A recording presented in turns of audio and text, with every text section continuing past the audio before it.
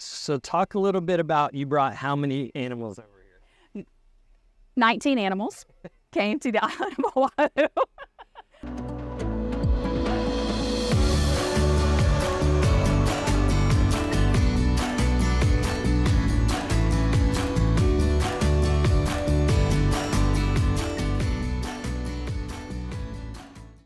Welcome to another video. I'm Scott Startsman with the Aloha State team at Sotheby's International Realty, and today I'm joined by my good friend and special guest, Erin Holder. Thanks for joining me. You're welcome. I'm happy to be here. So tell me a little bit about yourself first, your background and who you are. I'm a small animal and exotic veterinarian. I spent most of my life in Florida, and I had decided kind of on a whim post-COVID that I needed break from it. I needed a different life, and I was going to sell everything and move to Hawaii sight unseen. Sight unseen. Yep. That's right. Justin came out briefly. He did. But that was it. Wow. That's Yep. pretty impressive. Owned a house before I'd ever set foot in Hawaii. Yeah, that was fun. Thanks to you. He came out on a whirlwind tour, and I was like, you should be here. And then you guys said, nope, we're going to be here. So we'll be here.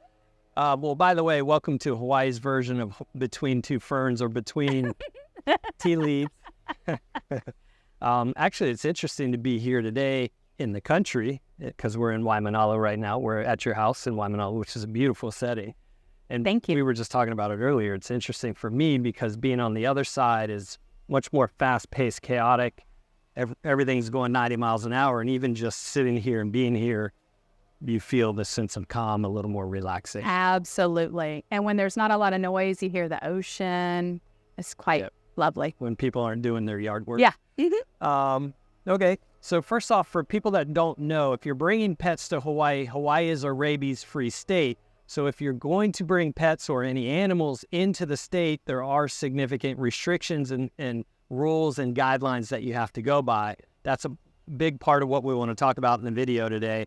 And Erin is pretty much an expert in that area.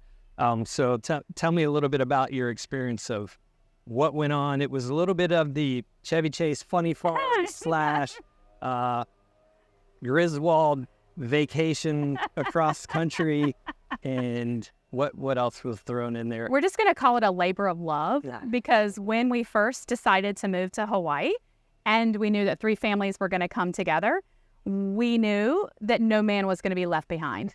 So first of all, go through the checklist to make sure that every animal that we had was allowed onto the island of Oahu. And the rabies-free, being rabies-free, made things a little bit more difficult. But the great news for anybody bringing animals, cats and dogs onto the island now is that there is no quarantine if you follow the correct protocols. Correct. So if you don't do the necessary steps, then I believe the quarantine is 120 days. Yes. And they will, when the animals land here, then they actually go, I believe it's the Department of Agriculture. Yes. And then there's a quarantine station for them to be for 120 days. Yes. That's got to be extremely stressful for somebody's pets. And It's not something that people really want to do. Yes. So there is a way that you can get around that, or they call it reduced, or do you know what the exact answer is? It's a quarantine-free protocol. Okay. So our animals were immediately released because we had all of our paperwork in order and we did everything that we needed to do. So it was actually a very arduous process, but when you did the steps, it was fine. So talk a little bit about, you brought how many animals over here? 19 animals came to the island of Oahu with 3 families. There's the asterisk, right? And so what were the specific different animals that you brought? Okay, I knew you were going to ask me this, so I have it added up in my head. We brought 5 cats. We brought 2 horses. We brought, what's the rest of that? Dogs. The rest were dogs. Okay. Yeah. We ended up bringing 3, 6, 7, 8, 9, 10 dogs. And so when you left from Florida, you actually drove cross country. We did. Do you want to explain that? Yeah. So we had to get to the place where we could load the animals onto the plane, and we were in Florida. So we rented 2 RVs, and we packed all of our animals in different carriers. And my sister and her family were in the RV behind, my husband and me. And we drove across country. And we had a lot of fun, and we had a lot of bumps on the way. That was when the heat wave of Phoenix hit. It was 120 degrees, and we called our RV the tin can, and we were in our tin can, like rattling across the U.S., praying to the AC gods that our AC would stay on and keep working. As we got closer to L.A., my sister called me and said, our AC is not working and our RV is dying. And so we escorted her like into a hotel to check her animals in, and but we made it. And so the decision to drive across country, because could you not ship from Florida? Could you not send your animals from Florida? I think. In other words, what was the reason for driving across country? To be with them, to keep them safe, and to watch over them as long as possible until we knew, obviously we're not going to be able to transport that many animals like on one plane. Yeah. So we had to do it in multiple ways. Gotcha. Multiple steps. So part of the thought process was, how do we keep being with the animals for safety and security and make sure they're calm? Absolutely. Yeah. So is there any preparation in that trip and in getting the animals to come over here that you do ahead of time to prepare the animals to be ready for that trip or to come over? The most important part is to do it prior to travel. So, and you need to give yourself, I would say 6 months. If you can do it sooner.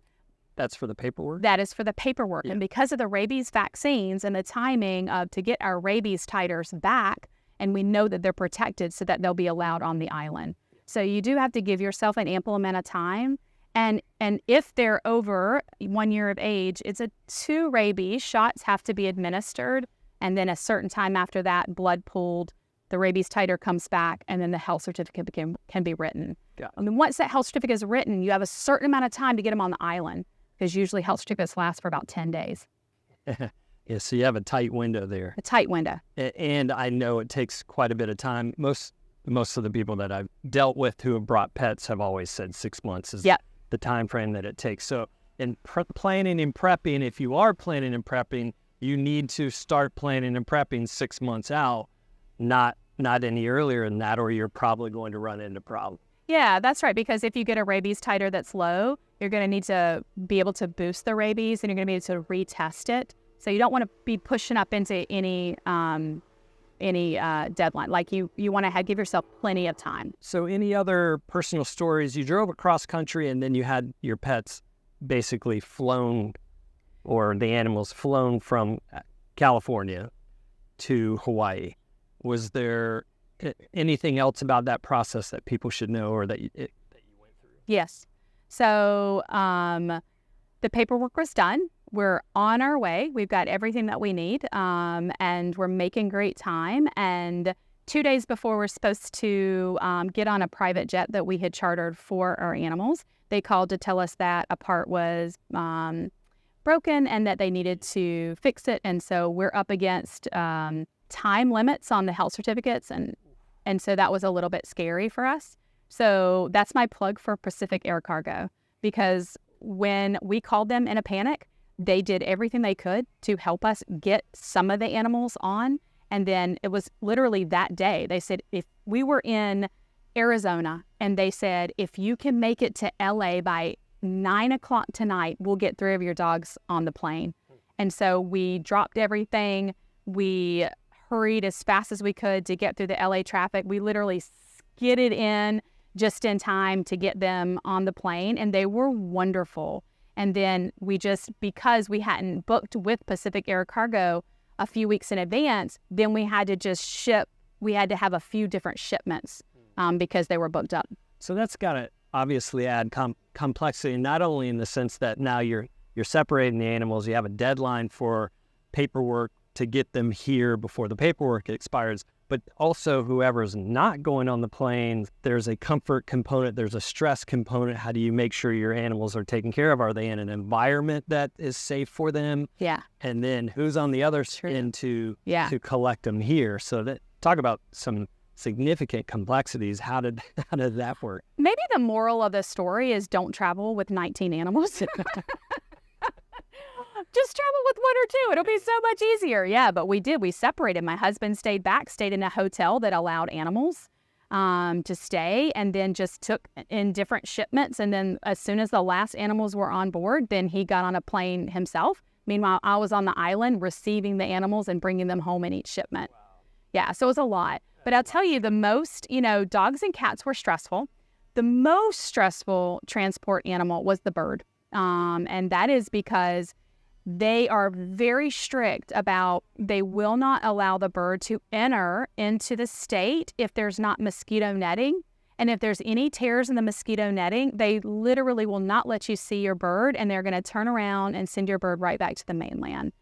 So that was a huge stressor. So we ended up getting, because it was the last minute that we found out about this one part of it. And so we ended up going to Home Depot and getting the tents with the screen, and then we cut the screen out, and then we got rid of the rest of it, and then double wrapped Penelope, our bird. She's an African gray. And so I was terrified, but they led me back to see her because they would not release her the day that she came in. She had to wait one day. So when I got back, I was praying that she'd be okay. Because we had double wrapped her, the woman that was helping us said, we've never seen a bird come in so well protected and so perfect. And I was like, oh my God, that was such a relief. So I was like, what am I going to see when I open up the screen? I opened up the screen, and she looks at me like, hey, Mom, what's up? So she did great. Yeah, and that's good. So, and it's my understanding too that the paperwork has to be strictly in order. It is. I will say one thing though, you need to work with a veterinarian that really can help you and is willing to make changes that need to be made. But if you call the ag department here on Oahu, they are phenomenal. They will tell you exactly what you need. Interestingly, you need a plant inspection for a bird. So that was an odd kind of thing we weren't really expecting, and we got it done. And that's just a different inspection certificate, and not for a cat and dog. What is a plant inspection? It's just a form that you have to fill out for Hawaii. The easiest of all the animals to get onto the island, believe it or not, were the horses. And every single person I meet asks me, how did you get a horse onto the island? And they just get on a flight. And so I work with Latigo Air Transport, and they have been absolutely phenomenal with transporting the horses. They take care of almost everything. They do with the health certificates. Adrian is my point of contact. She's just magnificent. So they're the ones I worry least about coming on the island. So some of the questions I get from clients who are bringing pets are, are there things that they need to do ahead of time to prep their pet for the travel itself? Mm-hmm. Yeah. Are there things that they can do to help with the stress of it? Mm-hmm. Are there, and not only ahead of time, but then in transportation, is there certain things that they should consider for the transportation portion? Yeah, it's a really good question. So if you have an animal that's not used to being in a carrier or a crate, then please buy the carrier or the crate way in advance so that you can keep it in the home and open so they can go in and out of it. That really does help, because if they're going into the crate for the first time to transport, that's really scary. So the bedding that you may want to put in there, you're going to have that ready. You can use essential oils like lavender. There's lots of different homeopathic calming that you can put on the bedding or around right before transport. And then you can work with your veterinarian to find out if sedation is actually needed. And that's just very animal dependent. So not every animal needs to be sedated for travel. My horses didn't need sedation. They just need a bag of hay. But, a couple of my cats get really nervous. And so they ended up getting a little bit of gabapentin, and it really helped them for the transport. No catnip? No catnip. No, they have some different reactions with catnip. Any other points to that you want to make? Oh, does that cover it on that side? I think so. Okay. Yeah. What were your biggest challenges with bringing pets to Hawaii? My biggest challenges with bringing pets to Hawaii, I think, was, believe it or not the cross-country RV trip. They seemed to really do well there. It was Genuinely the paperwork. And I think there's an enormous amount of stress, maybe because I am the veterinarian and they're my animals, and making sure that everything is completely organized and ready to go, because it's a lot and it's overwhelming. So I would say ideally you work with a veterinarian that is really good at doing health certificates and travel, and not all veterinarians are. And now there are some companies that just do that. They just specialize in that. And I think that makes life a lot easier because they know what they're doing and they're not going to make mistakes. So that paperwork was huge. And then once we got over the paperwork, of course, our travel plans changed, and that was enormous stress. But if you're booking with like Latigo or Pacific Air Cargo, they've got you organized. They tell you what you need to get on there. They're very clear with it, and they're just so friendly and easy to work with. So it really made life very easy for us. Yeah, so not only, to summarize on that, not only is the paperwork important, but who you're working with to get from the veterinarian to the travel component is critical. Yeah, it is critical. And one other thing that's very important is that that owners with brachycephalic dogs, which are dogs with the smushed nose, they're very nervous about how they can travel because they overheat easily. And so we actually had brachycephalic dogs that traveled on Pacific Air Cargo because they're actually on the plane, and it's temperature controlled. So it's climate controlled. So it's very nice, and they did beautifully. Yeah. Okay. Were there any adjustments that your pets had to make once they got to Hawaii, from a climate standpoint, new location? Yeah. Yeah. So luckily, kind of similar environments, Florida to Hawaii. So there wasn't an adjustment needed for that. And then just minor adjustments with being in a new home. But I could easily see, if you're coming from a cold place, that it would definitely be a transition to such a hot place. So I would tell owners, if you're coming from a cold place and you're just in Hawaii, you might be very excited to go out on the beach and walk your dog on the beach. Just be mindful of the heat and overheating and the hot concrete, because the Hawaii sun is different. Hawaii sun is hot. Yes. By the time you end up seeing the end of this video, I'm going to go from melted white to red. Yeah, the sun here is significantly more intense. If I go out in the sun for 30 minutes without sunscreen, I'm cooked. It's true. Really red. And now go out with a fur coat on. Yeah. So we do have to be mindful with our animals. Yep. Yeah. What are the essential requirements for bringing pets to Hawaii? The essential requirements are, I hope I can remember all this, rabies, 2 vaccines, a certain amount apart, I think 30 days, but I'm not quite sure. A rabies titer that's above appropriate level to show that they're protected, and a microchip for every animal, including my bird. Now, the horses didn't have to be microchipped, but my bird was microchipped so that they can scan to make sure it's the animal that you say it is, that microchip corresponds with the rabies titer. So that's the majority of the paperwork. So very strict steps. I have put links below in the description. There's a lot of helpful resources there. Feel free to check it out. It will lead you through exactly what you need to do. Yeah, the main link is going to be our APHIS, so APHIS website, which is going to literally link you to pet travel, and that will link you to the state that you need to travel to, or the country, but in this case, the state of Hawaii. And it just tells you step-by-step instructions of how to do it. And like I said, you can always call Hawaii, and they are lovely to help out and to get whatever you need taken care of. It's family members, so yeah, it's a good thing that they are helpful. Yeah. What tips do you have for pet owners looking to bring their pets to Hawaii? You need to find a veterinarian that knows exactly how to write the health certificates and how to help you. And if your veterinarian is not adept at writing health certificates, there are plenty of veterinarians out there that are.